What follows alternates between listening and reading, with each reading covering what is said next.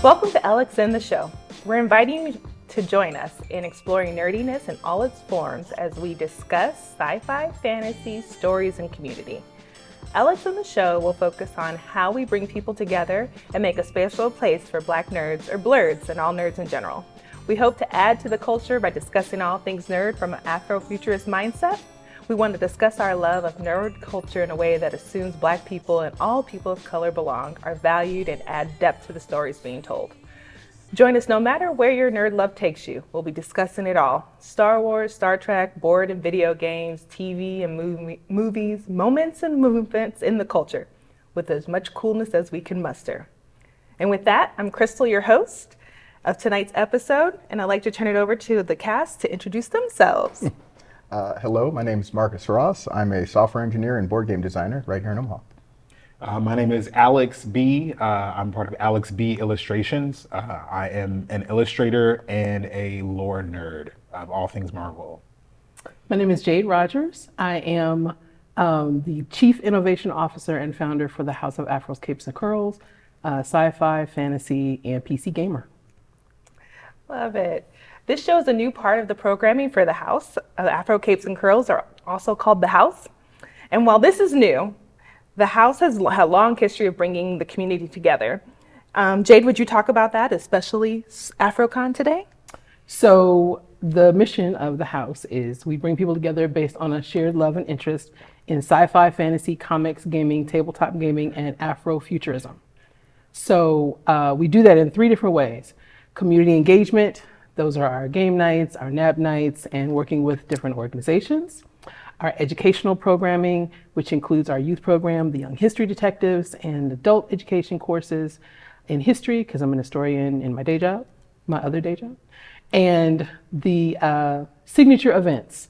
So we have 3 signature events: Black Fae Day in May, which is our celebration of Blacks in fantasy spaces, the Juneteenth Steampunk Tea Party, which is our celebration for Juneteenth of Black Victorian excellence, and AfroCon, which comes up October 11th. And it is all things nerd for all nerds. What made you think of AfroCon as an option? I'd never seen it before.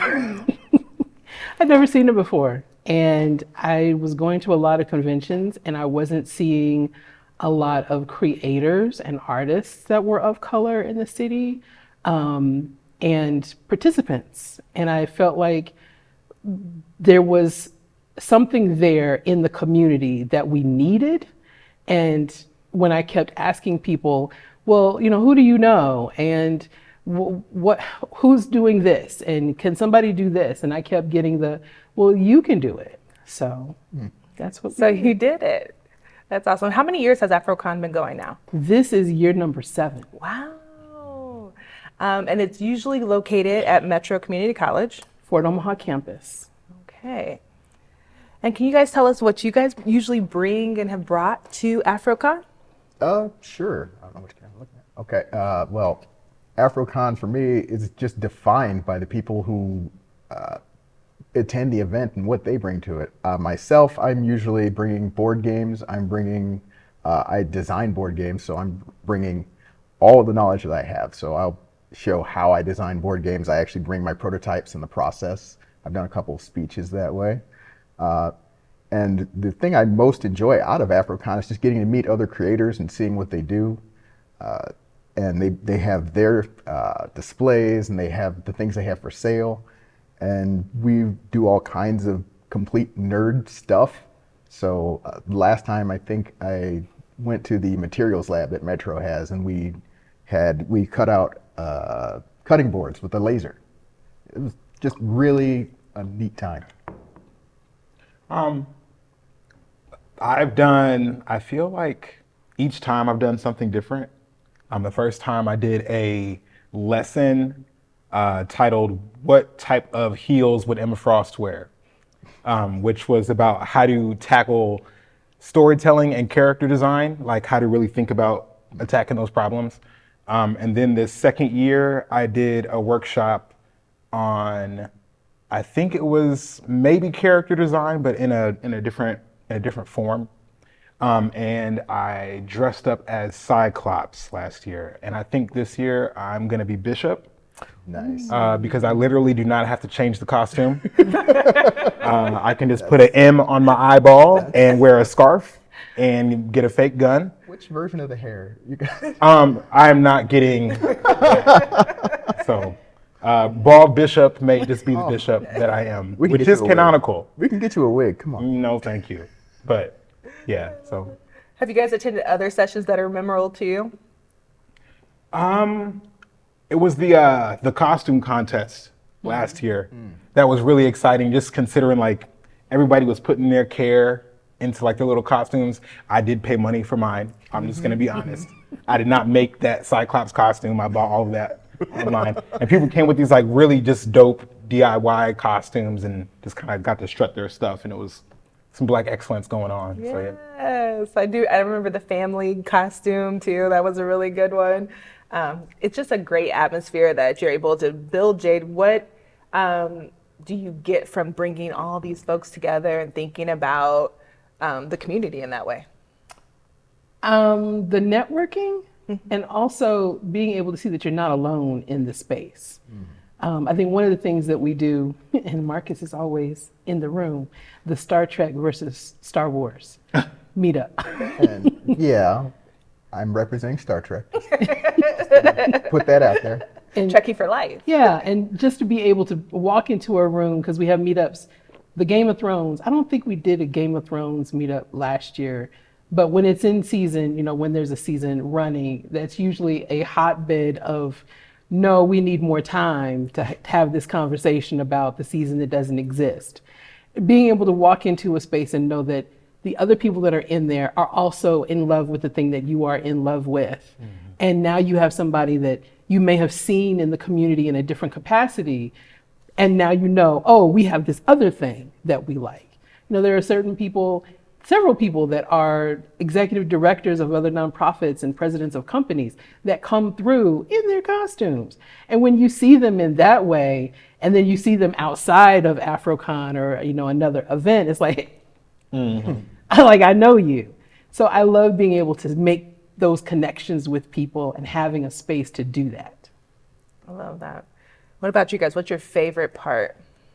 I mean, just anything can happen at AfroCon. I'm like, one of the panels I attended last time, another Black software engineer was just discussing what it takes to have a career in that industry. And that is something that I don't see much of. I have more Indian coworkers than I do Black coworkers, just period. And it always has been that way.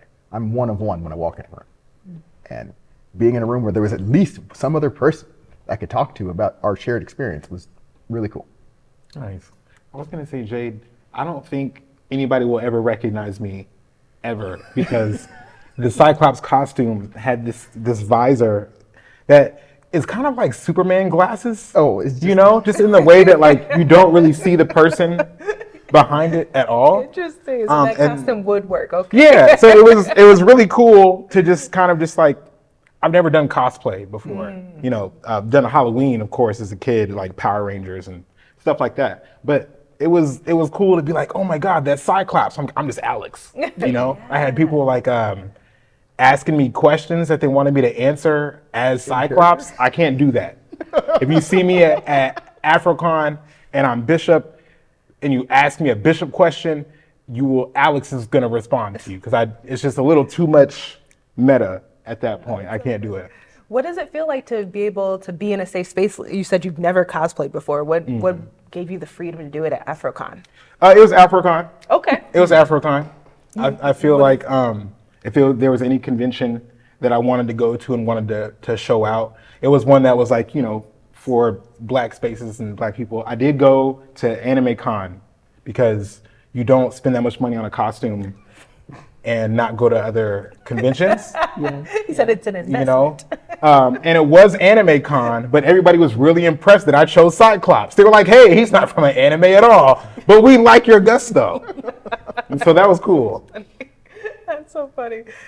Jade, what do you feel when you hear these stories about how you've created a safe space for people to find each other, especially within the Black experience here in Omaha and even beyond? it makes the work worth it because it takes a lot to put on the events and to do the programming throughout the year. I mean, we're running from February to November with programming every month, and it's a lot of work. But when you go to the events or you have the things and you see the people and they're making the connections, it's like, okay, this is what it's about. And so that makes it worth it. And we'll speak a lot about the Black experience throughout nerd life and nerddom. Why is that important to each of you? Oh, I was picked on relentlessly through childhood for being any kind of a nerd. And I can remember specifically being in science class, I made my rocket look like the Starship Enterprise. And that was not the best choice for my social life, I will say that. And it also didn't work very well as a rocket. Okay. But Side note. I feel like at AfroCon, that kind of thing would be a really funny story instead of just kind of embarrassing.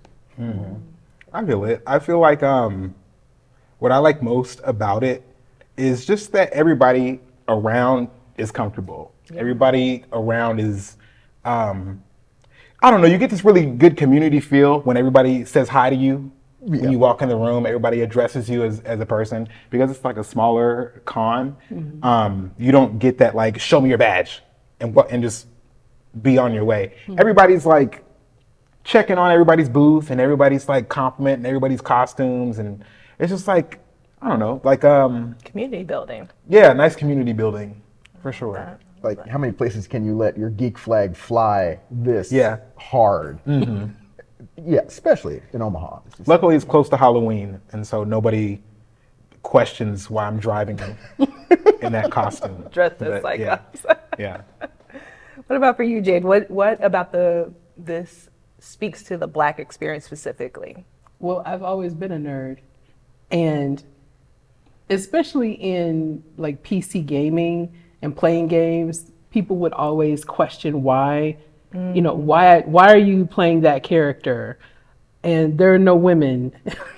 Girls don't play WoW. How many times did I hear that playing World of Warcraft? And I was an adult. It's like, I'm a 14-year-old boy. I'm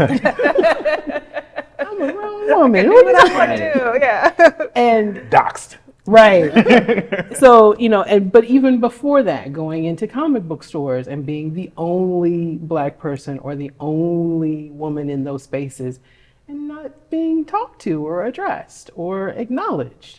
And sometimes it's like, I don't know if it's because I'm Black or I'm a woman or what, but being okay with, I just got to get my thing. Yeah. I have to get my thing. So years of that sort of thing, and not wanting the next generation to have to go through that. So making the space available for us, knowing that the kids that come up behind us see us as adults loving and enjoying this thing, and knowing that that thing is cool to them and it's cool to me, it's okay. Because I always felt like when I played The Sims, when I'm in college, it's like, it's okay. And as soon as I'm done, it's like, well, I guess I gotta stop playing The Sims now. I gotta be an adult. But no, I'm still playing The Sims. I still wanna do those things. So it was being okay with the looks and the conversation around, you still play that? And knowing now that it's like, yes, what is your form of self-care? Because that's what it is for me. Yeah. And the kids that we work with know that it doesn't matter what they are into, it's okay. And they see the adults. And in fact, AfroCon and most of the events that we have are primarily adults dressing up, and the kids see it and they're like, oh my God. Like, did you see that costume, Miss Jade? It's like, yeah, I did. So next time, you know, you can actually have the costume and you can wear it, and knowing that that's okay for them because they're still in that formative space where they've told me, you know, they're teenagers in school and they're like, my friends are like, you can't be that character because you're not this. You're not that. You're a girl. You can't be him. You're Black. You can't be that. So they're getting it like we got it. Yeah. We have to make it better for them.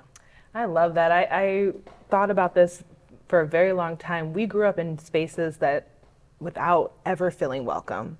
There, you know, there was nothing at school that reflected you. There was nothing outside of school really that reflected you.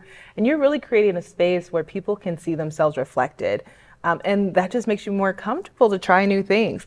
I'm not sure I'll ever cosplay, but that's okay.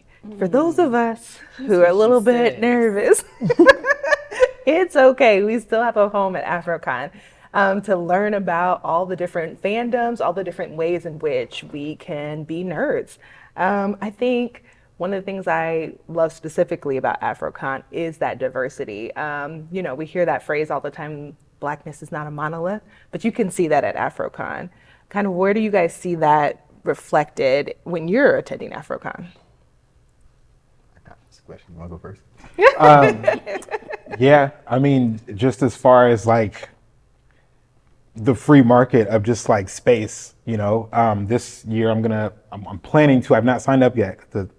He's gonna. It's open. Yeah. You are able to sign up now if, you know, this is like a month ago. But I'm going to do a booth where I do 20-minute pictures for people. So, you know, I'll just have like a list of all the characters I can draw, less like things I can do, just like some ideas for people. And then, you know, give me $15 and come back in 20 minutes and I'll bust out a picture for you. But there's people selling like pens, there's people selling candles, there's people selling all types of stuff. It's it becomes kind of like an open market more than like nerd centric. Oh, okay. You know? And so there's like Black people selling all kinds of stuff. It's just dope. It's really, yeah, I do agree with that. It's so cool to see all the things that people have ventured into and are risking and then bringing to us to partake in. I buy a lot of stuff at AfroCon, so be warned. It's a good place. I have a different question for you. Oh, I'm the host though. I know. I know. But you said you're not, don't think you could ever do cosplay. Would you do a group costume with other people? Where you didn't have to do the whole thing yourself? So interesting. You know, I just have never considered it. Would I dress up? You know, I don't know. It would have to be like something super low key, like I have no examples. Something you just put on a t-shirt, I'm one of those people. Like I'm like Jim from The Office where he like put on a name tag that said Dave and he was dressed up and that was his Halloween costume. I can do that kind of level. So it's the elaborateness of the... Yeah, I think that's what it is. It's like, and then I have to take it off and then I own this stuff. Like, where do you keep your Cyclops costume? I don't know. Thank you. I don't have the answer to that. You understand. question. I feel like I'm the exact opposite. I know. Oh my goodness, you guys have these beautiful outfits that I'm like, where do you keep it the rest of the year? In the closet? Yeah, I've got a closet full of stuff that I've got for the Steampunk Tea Party. Yes, I have I a guess vest that's custom beautiful. made every year. So. I went to like 6 parties in that costume. It is not a costume anymore. It is in clothing. tatters and holes and But it's part of the wardrobe. yeah, it was Okay. it was a great Halloween. I love that. Yeah. So Jade, what do we have to look forward to this year? I think the vendor market gets a little more nerdy every year. I think that people are getting to the point where they're like, okay, maybe I can add an element to this thing that I do that actually represents the thing that I'm nerdy about. Because the folks that make the candles, I'm like, but you watch Game of Thrones, or you do this. Why is that not reflected in your things that you make for AfroCon? Well, I don't know. And so once they get there and they see, oh, okay, this is what it is, we've gotten a little bit better. And I'm hoping that continues to grow because I want the nerdy stuff. Yeah. Because where else am I going to get it? Yeah. And as an adult, you don't often give yourself permission to get those things until you're in a space like that. So, and it would be really good to get them from the people in your community. I think that just is, the way it should be. Yeah, yeah. But so the vendor market is growing. But the other area that is really going to grow this year is our esports. We have some exciting things that are Tell us what coming. esports are for those of us. Video games. Okay. Video games. Yeah. But esports is technically an athletic sport. And so we have esports leagues in the city And our ultimate goal is to craft that in North Omaha Oh, wow. our children. But we got to start somewhere. So we have the tournaments, and there's Smash Brothers and Mario Kart. Those are the only two that I remember because I don't do this. I do this. So I know we are actually put a call out for donations towards Nintendo Switches because we have an announcer that is working with us, that we're partnering with someone. I'm not going to put everything out there yet, but Teaser. they are nationally recognized and are going to be running the esports section. But we want devices and devices that we can keep as our part of our library so we can do it often with anyone that is interested. Because it's not just about the kids, it's also about the adults that play the games too. So in the past, we've had some devices, we've had computers and monitors available so that people, the first year we did it, it was so quiet in the area. I was like, oh, nobody's utilizing it. Every computer was full. They were just focused. And people were just quiet. Yeah. And the cutest thing was I saw a child and their mother, and they were playing two completely different games, sitting next to each other, not really having a conversation because mom was in her game and the kid was in their game. It's like that's what it's about. So those are the two things that are gonna grow at AfroCon this year. I love it. You have a full schedule of workshops and talks and things for people to do, costume contests for folks to participate in. How can we support this event? Afroscapescurls.com is the website. That's where you can get your ticket. You can apply to be a vendor. So I think that the vendor form is up there. And if it's not, you can email me at jade@afroscapescurls.org. But the website is the best way to reach for all of those things. And if you're unable to attend, you can still donate, and that money will go towards making sure the event is successful, but also that the house is successful and continues to be able to offer this programming. And we do hope you will donate and or attend. And attend, actually, not or. Come on down, guys. Yeah, so that is our show for today. I have one last question for us, though. To kind of tease our next episode, I have a question that is going to cause some arguments. And I'm ready for it, guys. So, for the rest of your life, forever and ever, amen, you can only have stories that are either sci-fi or fantasy. That's it. I'm not taking any other answers. They have to be one. And it can't be genre blending. It has to be as close to a pure definition of either of those. What will your stories be, sci-fi or fantasy? That's really, really, really simple. It's gonna be sci-fi. It's just, So you can continue to watch Star Trek forever and ever? yeah, So where does Star Wars fit? it's pretty fantastical. Honestly. So you'll never watch Star Wars again. Andor is fantastic, and it actually leans closer to sci-fi than the fantasy that's generally in Star Wars. Do you guys agree with that? Starting to No? No. No. Why not? No. Do we have time for that? There's only so many minutes on the clock now.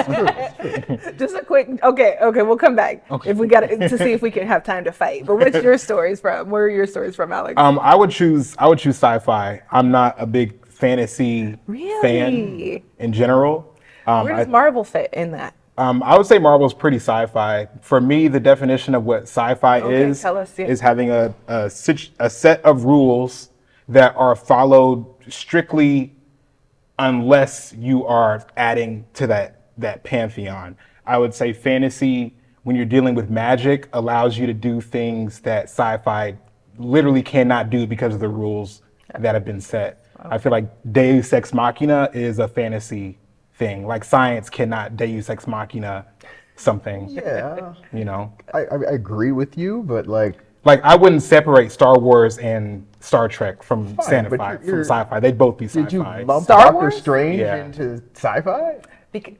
Yes. Yeah. Yes.